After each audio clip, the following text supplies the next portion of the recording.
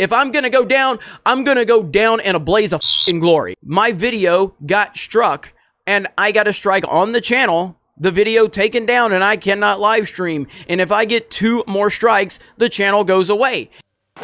Naughty Dog and Sony are not happy. They're not able to take the criticism that comes with The Last of Us Part 2 leaks because they don't want anyone seeing them. And the reason I know they don't want anyone talking about it, you can see right here. My channel now has a copyright strike.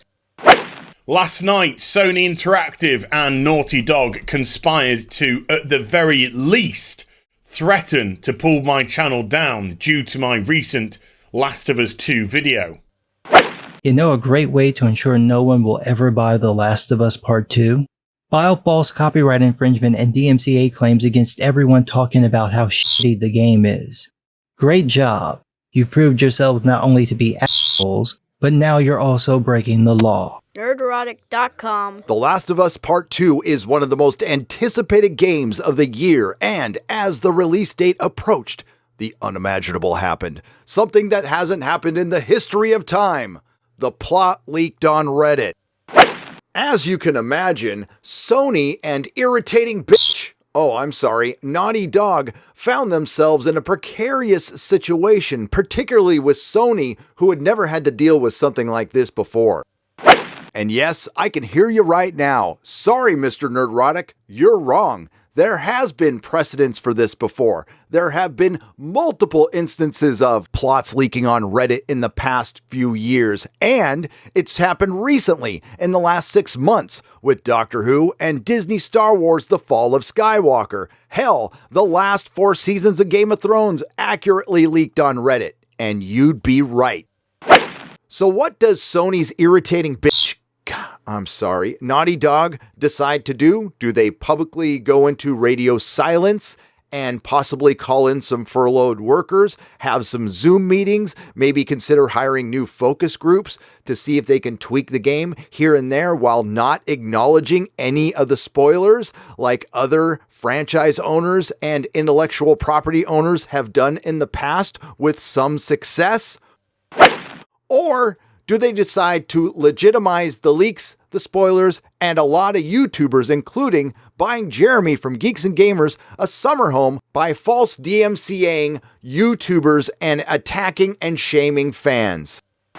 In all seriousness, before we get started, I'm linking a bunch of videos in the description on this subject from my friends. I would like you to please consider subscribing to them and liking and sharing the videos, as well as subscribing here possibly if you want to, and liking and sharing the videos as well. It's the only way we can stay competitive against the giant corporations that YouTube is prioritizing on this platform. And quite frankly, it's the only way we can fight back. We can't do this without you. I thank you for your continued support. Now back to the video. The Streisand effect is a social phenomenon that occurs when an attempt to hide, remove, or censor information has the unintended consequence of further publicizing that information, often via the internet. It is named after American entertainer Barbra Streisand, whose attempt to suppress photographs of her residence in Malibu, California, inadvertently drew further attention to it in 2003. Now, the beautiful thing about YouTube is you can watch something like the Barbra Streisand effect happen right before your very eyes in real time. And as I stated in a live stream a couple days ago, I was figuring this would be meme-tacular, and it most certainly is. Now, of course, I cannot talk about the plot leaks from The Last of Us Part 2 because apparently even talking about the leaks and spoilers in a non-specific manner could put your channel at risk of getting a false copyright claim or strike. Now, I can say that I am a fan of golf, but I'm not a fan of violence, especially domestic violence. Additionally, I'm not a fan of sacrificing a beloved character on the altar of agenda, sacrificing these characters for intersectional feminism, identity politics, and political correctness. This might seem like a bit of a theme that's been going on in entertainment for the last couple of years, because it most definitely was. Neil Druckmann says it himself. So while working on The Last of Us, I had this secret agenda that's becoming less and less secret the more I talk about this stuff. Neil Druckmann continues that he wants to make the world a better place and inspire young girls, and I'm sure The Last of Us 2 will be the game to do that. Or maybe not. It seems the fans weren't very inspired. As a matter of fact, they were overwhelmingly enraged, and Sony and Naughty Dog did the dumbest thing they could possibly do. They kicked the hornet's nest that is YouTube, and now this thing is going way beyond anything they can control. And as far as that aforementioned Streisand effect, here I am talking about a video game. Now, I have a guideline here. I try not to have too many rules, that I try not to talk about things I haven't read, played, or watched, unless the story is bigger than the TV show, movie, video game, or book. And that is the case here. There is no better way to galvanize YouTubers than have some giant corporation punch down and lash out in the most petty way against independent content creators, individuals who tend to be a little protective of their income, especially in these times, individuals who like to eat, or in some cases, individuals who are parents, and you are taking away their ability to feed their little boys and little girls. Over what? Criticism, the one thing that goes hand in hand with art. You can't have one without the other. Those of us here on YouTube get far more criticism than you do, Neil Druckmann, and we take it because we know it's part of the game. But that is the systematic problem with the corporate content creators these days. Self-important souls who think they're kings and queens over their own little fiefdoms. They're no longer entertainers or creators, they're influencers. And I felt like with The Last of Us, if we did that, there's an opportunity here to change the industry.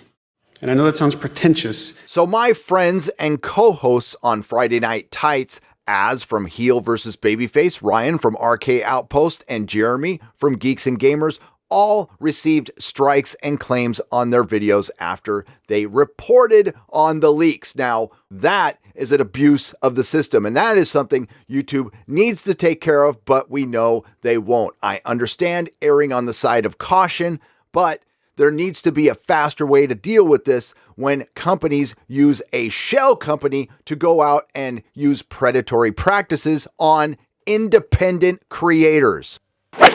Now, my good friend Az from Heel vs. Babyface reported yesterday that this third-party company that was striking everyone down is called Muso TNT Limited, and apparently they are a shell company for Naughty Dog and Sony. Why do they have these shell companies? So it makes it very difficult to sue Naughty Dog or Sony. I guess this company is based in India, so it's going to make it that much harder to get through to them. And as reported on yesterday, this third-party company that's striking down multiple YouTubers has a Gmail. Now, our good friend and hero to women, Neil Druckmann, has a bit of a pattern when it comes to criticism from Bounding into Comics. Naughty Dog VP and The Last of Us Part 2 director Neil Druckmann previously fired a sexist focus tester, and this situation doesn't sound made up at all, and it's over Naughty Dog's Uncharted 4. There's a couple of scenes where Nathan gets his ass handed to him by a woman. He went on to confirm that he fired at least one of the focus testers for providing their feedback, to the point where he had to ask a guy to leave in his core. It just affected him. He was cursing. "Not you too, Naughty Dog. God damn it. I guess I'm done with Uncharted. If you ever make another one, this fucking bullshit." Now, far be it from me to accuse fan of Anita Sarkeesian and hero to women everywhere, Neil Druckmann, of making up a scenario to virtue signal. But there's more rumors now. Rumors about Naughty Dog firing dissenters. Recent rumors indicate that Naughty Dog employees are in fear of losing their jobs if they criticize the story for the upcoming The Last of Us Part 2. The speculation is, or was, that this leak came from a former or current disgruntled employee over getting shafted on a bonus, but apparently that has been squashed because Naughty Dog has investigated itself and it has cleared itself of all charges. The rumor did not come from anybody working at Naughty Dog, according to Naughty Dog. Now, you would think that the Access Media would report on this, but they have been eerily silent on this matter. This will be a great opportunity to attack YouTubers, which is their pastime at this point, and call them out for their toxicity. But as far as the Access Media is concerned, until yesterday, when Naughty Dog made the announcement again that they had found the leaker, then we heard from the entire Access Media. All at once. It's almost like they collude. It's almost like it's organized, but I wouldn't want to go out on a limb and accuse them of that or anything. By the way, good job to Memology 101 for putting this together. Please give him a follow on Twitter and check out his YouTube channel. Then we get the old butthurt creator gaslighting a fandom because he's upset about their reaction. He changes his Twitter profile to abuser of characters. And then he does the old, if you don't like it, don't buy it. And if you don't like it, you must be an ist and a phobe. I completely understand why Sony, Naughty Dog, and the Anita Sarkeesian disciple, Neil Druckmann, is upset over the plots being leaked. I would be too, but you can't unmake the soup and you can't blame the fandom. And once something's out there and once something becomes transformative, and you guys know this, it is fair use. That's what memes are, and they are going to be great. And the only thing you have guaranteed now,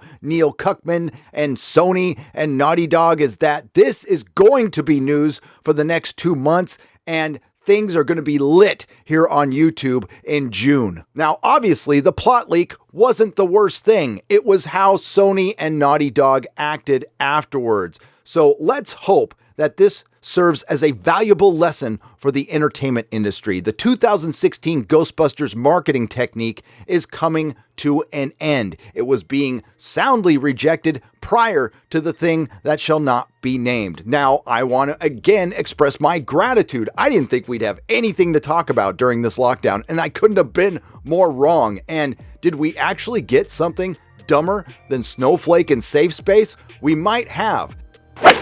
Fill your stories full of intersectional feminism and woke identity politics at your own peril, entertainment industry. You know, none of this would have happened if the leaks were well received, and none of this would have happened if you didn't try to silence YouTubers. They tend not to like that. So, we will close this video out in their words. If I'm gonna go down, I'm gonna go down in a blaze of glory. I am absolutely positively not going to compromise one single bit. This cannot go unnoticed by Sony, by Naughty Dog. It's unacceptable what they are doing to try to silence people. In my previous video, I said I wouldn't buy The Last of Us Part 2 until I found out exactly what happened in the game. Because of these shitty antics, now I will never buy the game or anything else published by Naughty Dog, and I suggest all of you do the same. And Sony, just in case you think of flagging this video, I cross-posted it on BitChute, so, from the heart, gargle my nuts. You send one of yours to the hospital, you send one of his to the morgue. That's the Chicago way. Well, I won't be silenced. I will keep speaking, I will keep putting out videos, and there's not a goddamn thing that you're gonna be able to do about it. Feel free to come after me again, and I will sue the living shit out of you. Quite happily. No? Now you've had enough, bitch. I've had to go through this third-party copyright claim skullduggery myself with CBS, and I'll say now what I said then. We do not kneel. If you like what you heard, please like, share, and subscribe. If you didn't like what you heard, I thank you for listening this long. Everyone be safe, and I'll see you in the next video. Nerderotic.com. Please subscribe.